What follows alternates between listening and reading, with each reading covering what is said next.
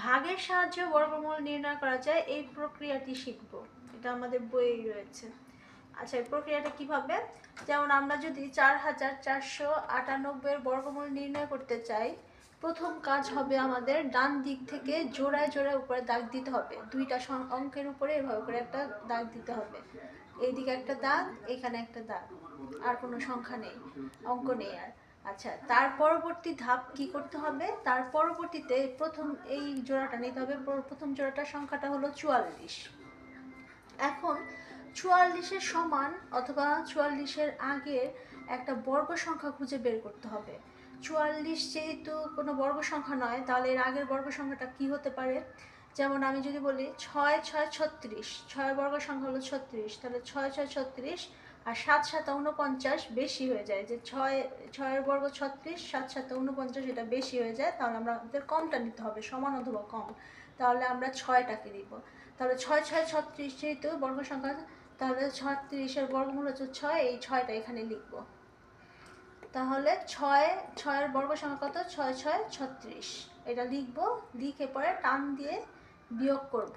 6 পর থেকে 14 পর্যন্ত গুনলে 8 ঘর, হাতের হলো 1, 3 আর 1 4, 4 4 মিলে গেলো 0, বামে 0 বসে না। তারপরে কি করব? এখন তো এখানে শুধু 8 রইল, এর জন্য আমাদের পরের এখানে ভাগের মতো একটা করে আনা যাবে না, এই জোড়াই না, পুরোটা জোড়াই নামাতে হবে। এই জোড়াটা নামিয়ে দিব 89, তাহলে হলো 889। তার পরবর্তী কাজ কি? তার পরবর্তী কাজ হচ্ছে এই যে 6টা যে লিখেছিলাম আমরা, 6-এর দ্বিগুণ নিব, 6-এর 2 গুণ করবো। এখানে যেই অঙ্কটাই বা সংখ্যাটাই থাকবে তার 2 গুণ নিব আমরা। যেমন 6 দুগুণে 12, এই 12 এখানে লিখব।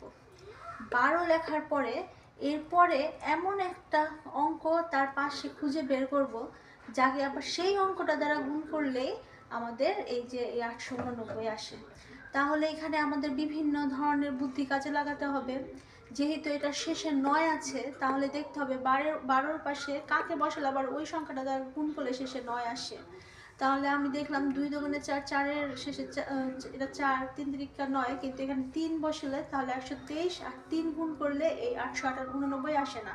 তার পরবর্তীতে আরও সংখ্যা 4 4 16 5 5 6 6 6 36, 7 7 49, 49-এর শেষে 9 রয়েছে। এই কারণে আমি কি করলাম? 12-র পাশে 7কে বসালাম। এই যে 12-র পাশে 7 বসালাম, আবার যেটা বসাবো আবার সেই সংখ্যাটা, এই অঙ্কটা দিয়ে আবার আমার পুরোটাকে গুণ করতে হবে। তাহলে 12-র পাশে 7 বসিয়ে আবার 7 দিয়ে যদি আমি গুণ করি, তাহলে আসে আমার 749-এর 9, হাতে রইল 4, 7 দুগুণে 14 আর 4 18, 18 8, হাতে রইল 1, 7 একে 7 আর 1 8, এই 889 পুরো মিলে গেল। তাহলে 12-র পাশে আমি এখানে 7 বসাবো, আর একই সাথে এই যে 12-র সাথে 7 বসিয়ে যেহেতু অঙ্ক মিললো, এই 7টা আবার এখানে বসিয়ে দিব। আগে যে 6 লেখা ছিল, এই 6-এর পাশে বসিয়ে দিব 7। তাহলে আমাদের উত্তর আসবে হচ্ছে, যেহেতু মিলে গেছে, উত্তর হবে এইটা। এইটা না কিন্তু উত্তর, এইটা হবে উত্তর 67। তাহলে আমি বলতে পারি যে 4489 বর্গমূল হচ্ছে 67। এবার আমি আরেকটা অঙ্ক লিখলাম, আরেকটা সংখ্যা লিখলাম, 3 1 6 8 4।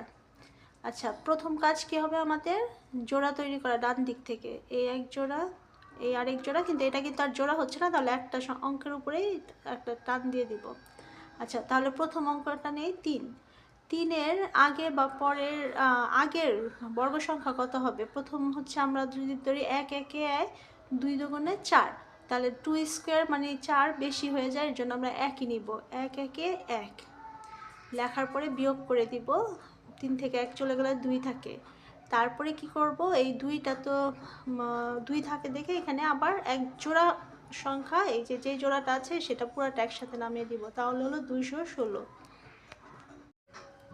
এইবার আমরা এই যে অঙ্কটা এখানে থাকবে তার দ্বিগুণ এখানে বসিয়ে দিব, হলো 2। তার পরবর্তীতে আমাদের কি করব? 1-এর 2 গুণ, এখানে যে অঙ্কটা থাকবে তার 2 গুণ নিব, তাহলে 1-এর 2 গুণ হচ্ছে 2। আচ্ছা, এরপর 2-এর পাশে এমন একটা সংখ্যা বসাবো আবার ওই সংখ্যাটা দ্বারা পুরোটাকে গুণ করলে যাতে আমার এই 216 মিলে। তাহলে আমি চেষ্টা করেছি, 2 দুগুণে 4, 3 তিরিকা 9, তাহলে 3 হতে পারে। আমাদের শেষে 6, 6 না 3 না, শেষে 6 আছে, তাহলে 6 আসে এরকম সংখ্যাকে 4 4 16। তাহলে আমি দেখেছি দুইয়ের পাশে যদি আমি 4 বসাই, 2-এর পাশে 4 বসাই, আবার যদি 4 দ্বারা গুণ করি তাহলে আসে 96, যা 216 থেকে অনেক বেশি ছোট। এরপরে আবার দেখেছি যে 8টা যেহেতু 64, 64 শেষে 4 আসে, তাহলে আবার 2-এর পাশে 8 বসিয়ে আবার সেই 8কে দ্বারা গুণ করে দেখলাম 224 হয়। এটা আবার এই 216 থেকে বড় হয়ে যায়। তাই কি করেছি, এই 200 আর যেহেতু 8 দিয়ে বেশি বড় হয়ে যাচ্ছে, এর জন্য আমি পাশে 7 নিয়েছি, 8-এর থেকে 1 কম নিয়েছি, 7 নিয়েছি। 7কে 27কে আবার 7 দিয়ে গুণ করলে হয় 189। তাহলে এই কমটাই নেওয়া যাবে, নিতে হবে, বেশিটা তো নেওয়া যাবে না, তাহলে কমটাই নিতে হবে, না মিললেও কমটাই নিতে হবে। তাহলে 2-এর পাশে 7 বসিয়েছি, এই 27কে আবার 7 দ্বারা গুণ করলে 189 হয়। এখানে যেহেতু 7 বসিয়েছি, একই সাথে আবার এই জায়গাটাতেও 7 বসিয়ে দিতে হবে। এখন এরপর যে 17 ছিল, সেই 17-র 2 গুণ 34 এখানে বসিয়ে দিয়েছি। 34, প্রথমে কিন্তু 17 ছিল, 17-র 2 গুণ 34 বসিয়ে দিলাম। এখন 34-এর পাশে এমন একটা সংখ্যা নিতে হবে, ওই অঙ্ক নিতে হবে, ওই অঙ্কটা দিয়ে আবার গুণ করলে যাতে আমার 2784 মিলে যায়। তাহলে আমাকে একটু বুদ্ধি খাটাতে হবে, যে যেহেতু শেষে 4 আছে, তাহলে 34-এর পাশে আমি কাকে নিলে আমার উত্তরটা, প্রথম উত্তর অঙ্কটা ডান দিকের 4 আসবে। প্রথমে যদি হিসাব করি যে 2 2 4, তাহলে 2 নিলে আবার 2 দিয়ে পুরোটাকে গুণ করলে প্রথম অংশ 4 আসবে। কিন্তু এটা অনেক 684 হয় গুণফল, খুবই, এই 2784 থেকে অনেক ছোট। প্রথমেই মাথায় একটু খাটিয়ে নেবে, যেহেতু 342 আছে, এটাকে যদি আবার 2 দ্বারা গুণ করি তাহলে হয়তো 600 থেকে একটু বেশি হবে, এত বড় অঙ্ক হবে না, তাই আমি 2টার চিন্তা বাদ দিয়ে দিবে প্রথমেই। তাহলে এখানে আবার বর্গ সংখ্যা খুঁজে বের করো, 3 3 9, 4 4 16, 5 5 25, 6 6 36, 7 7 49, 8 8 64। 8টা 64 শেষেও 4 রয়েছে, তাহলে আমি 34-এর পাশে 8 লিখব, আবার 8 দিয়ে গুণ করে দেখব এটার সাথে মিলে কিনা। তারপরে আমি 34-এর পাশে 8 নিয়েছি, আবার 8 দ্বারা গুণ করেছি, দেখলাম যে পুরোটা অঙ্ক মিলে গিয়েছে গুণ করলে। তাহলে যেহেতু মিলে গেছে, তাহলে 34-এর পাশে এই যে 8 লিখে দিয়েছি।